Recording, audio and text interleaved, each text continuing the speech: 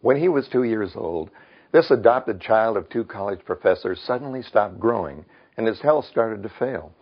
A team of doctors gave him 6 months to live after they diagnosed him as suffering from a rare disease that inhibits digestion and nutrients in food.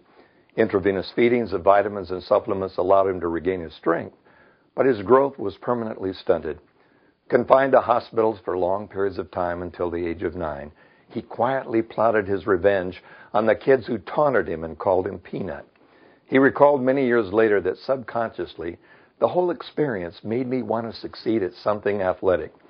Sometimes his sister Susan went ice skating at the local rink, and he'd go along to watch, and there he stood, a frail, undergrown kid with a feeding tube inserted through his nose and down into his stomach. When he wasn't using it, one end of the tube was taped behind his ear. One day, as he watched his sister whirl around the ice, he turned to his parents and said, I think I'd like to try ice skating.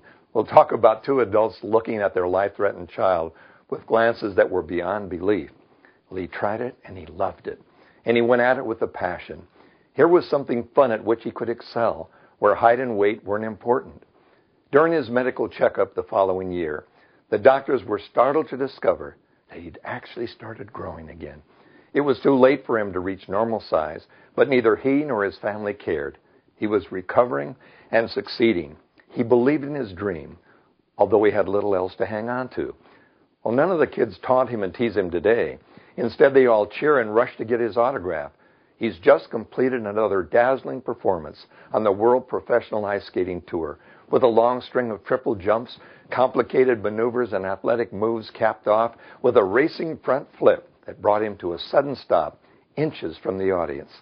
Although he's retired from professional skating, he remains a coach, mentor, and commentator, revered by everyone in winter sports.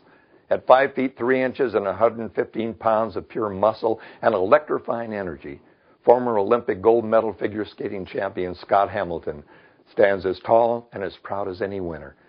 Scott's size didn't limit his faith and reach. Don't let doubts and critics limit yours. This doesn't mean you'll close almost every sale or get promoted in record time. Scott Hamilton certainly didn't hit every triple axel he ever attempted, especially during the initial learning phase. Success in developing any skill requires a basic trust in your ability that should never be allowed to waver. You can stand as tall, no matter how small.